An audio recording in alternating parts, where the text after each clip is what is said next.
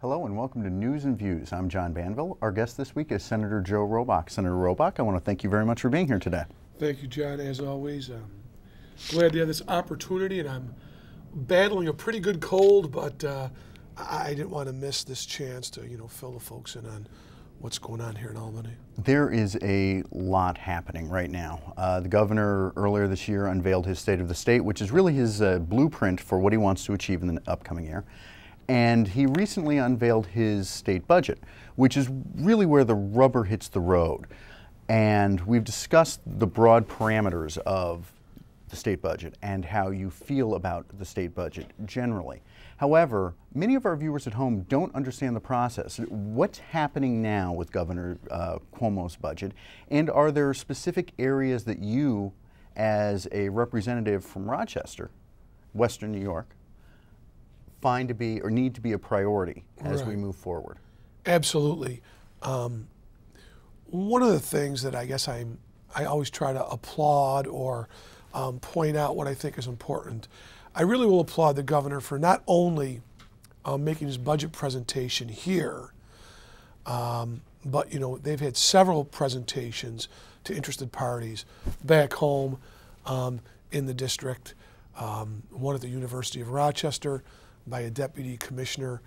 I know Sam Hoyt, who is now working for Empire State Development, even made the budget presentation to the Greece Chamber of Commerce, which I represent. I think there's been other ones, and I think even the governor himself may be coming and be at RIT to present a little bit some of his budget ideas and reform measures that he's talking about.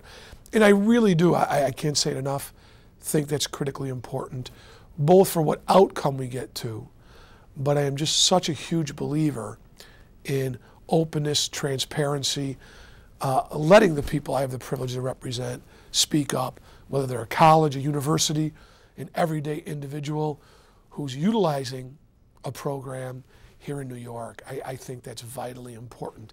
And I do think, and I should say this before maybe I talk about some of the things I would like to change, it has not always been that way. Having these presentations be more open, utilizing, which we're in right now, the Joint Conference Committee and budget hearing process.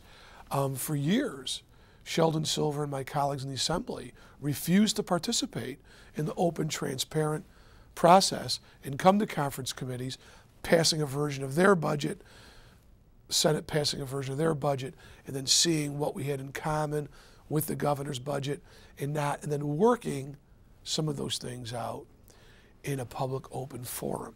That's critically important. The other thing that happens when the process works right is you have more people not only having mechanisms to speak up, but I think clearly people also, whether it's an email, a letter, or even yesterday in Albany, we had an inordinate amount of people in town in Albany talking about things and impacts for Rochester, from the U of R, Joel Seligman, the president, to Bill Dessler from RIT, to folks from the YMCA, even kids who are utilizing youth programs, the Boys and Girls Club, the YMCA, other things, all here saying this is what we like, this is what we don't like, what can we expect? So while challenges sometimes often remain as to what that final product is or trying to work within our means, I'm glad there really is both a hearing process, but also an opportunity for people to chime in. And of course, I say this to people and I mean it, not only do you have the opportunity to talk to the man or woman who represents you, I feel you have that obligation. That's when democracy is going to work best, is when we hear from a wide range of people in a wide demographic. That's when it will work optimally. But Senator Robach, a couple of years ago, this was not being done. In fact, I believe there were a couple of years where the budget process was a violation of the law because you were supposed to have disagreements aired publicly so that people knew where the leaders and the various houses stood. Do you feel that that process has been corrected? Yes. Clearly, I guess I'll say the good news and the bad news. I think now, because of it becoming the norm and a lot more pressure being put on publicly, and I would say the leadership of Governor Cuomo were following that. But several years back, again, when my colleagues in the Assembly leadership didn't follow the process, I think somebody even made the statement, in New York City, people don't care about that. Not only were budgets late, but it didn't give as much opportunity for people to speak up. And again, you can't, it's just hypocritical to say you're for an open, transparent process, but then not do the most important thing to air that. But I would say this is shocking to me. I've also heard colleagues of mine, mostly from the other side of the aisle, say that they don't even think if the budget's done on time, it's important. I think we're turning away from that. You know, again, I've never represented New York City, nor do I have any desire to, though I understand it's part of New York and we're all in it together, so to speak. But where I live and the people I represent, they constantly say, keep the fight up on budget reform, timeliness. And I think we operate more under the work ethic. They go to work and have to do their job and get it done on time. So should the legislature, and so should I. But I'm happy to say that people know, you know, that I've stood up in the Assembly and how I got to the Senate, and it really worked for those reforms and some things that were fundamentally important to us, whether it was having the ability to speak up, getting a budget done on time, or making sure that Rochester and Monroe County tried to get their fair share. And if they didn't, there was a way that we could publicly air that to try and rectify the next budget cycle. I'm fortunate in that regard. I think people have paid attention to that. While I've had leaders in Albany sometimes not like it and try to make sure that I'm very contested in my elections or grind me down, the most important people, at least to me, are the people I represent. I think they get it and appreciate that. So I'm going to stand that track. And I do think globally we have moved more in that direction because of the early efforts and, quite frankly, other people embracing it now more and more, both in the public, the media, and I hope Governor Cuomo will stay on that course as well. Senator Robach, exactly where are we right now in the budget process? And do you see this moving along at a rate where we will have the budget done on time? That's always a hard question to answer exactly. But, you know, we've had several budgets done on time now in a row, using the more open process and giving a little bit more power and ability to speak to rank and file members. I think that there's a very good likelihood that we'll have the budget done on time, and I hope we do. Again, I haven't even talked about those reforms. I also feel, just like a jury, if the budget isn't ever done in time, we should be sequestered and not be able to do anything else till that job is done. That's clearly one of the most important things we do, and we should take that very seriously. It has a huge impact on everyone's lives, from businesses to not-for-profits, to schools, to everything in the state budget. So hopefully that will happen. But right now I could say we are on target. We've started hearings. We're going to start joint conference committees. We're doing the mechanisms and creating the opportunities for people to speak up. And I know there's also negotiations, which I don't think are backdoor, with staff, with members, with the second floor, the executive office, his staff, and even the governor himself directly. And the governor continues to travel the state and people that work for him to explain what he's trying to accomplish, and hopefully listen to ideas people might have to even be more efficient. You know, the other day, a good idea, they want to create this hotline, you know, for people who've been abused or in a vulnerable condition. I certainly agree with that in scope, but across upstate New York, we've implemented a system called 211.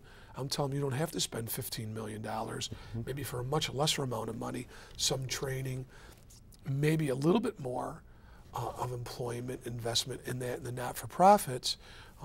Association for the Blind and Visually Impaired is our provider in our region. We may be able to accomplish what they want, maybe for a small fraction of what they want to spend it on.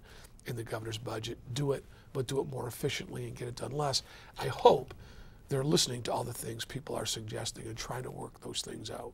Do you see this as a more of a fine-tuning of the document, or is... Well, it is, and that is part of the Constitution, the process. The governor has to go first, present his budget. The legislature then must review that and either ratify it or have versions of their own budget, and then go to conference committees and try and hammer out the differences. That's a good process. And again, with a renewed focus, if all the parties involved are looking to get that done in time, I think that increases the likelihood much better, and so hopefully that will occur. I will be following up with you in the future as we progress through the budget negotiations, just to keep our viewers at home abreast of what's going on and to let them know how this is going to affect them directly. I'd like to shift gears for a moment, Senator Robach. I'd like to talk about the DNA Databank. Can you tell us what it is? Sure. And why this proposal is important to you? Because there's a proposal right now in Albany to expand the DNA database to include all misdemeanors and all crimes in New York. And you've said in the past that you think this is a good idea, and I'd like our viewers to know exactly what it is and why. I am very happy to explain that, and glad that the Senate's taken the leadership on that, and working with crime victims, law enforcement from not only Monroe County and Rochester, but all across New York State. We've aggressively gone at that. A very good signal that the governor also talked about that in his State of the State, and has included that in his budget package and reform package. DNA, quite frankly, is the fingerprint of the 60s and the 70s, what law enforcement used to use, of today. It is a very good technology, very foolproof. It just simply says two things when you have evidence, male or female, is there a match to put that person at the crime, or sometimes, unfortunately, depending on the nature of the crime, can involve very things that only the perpetrator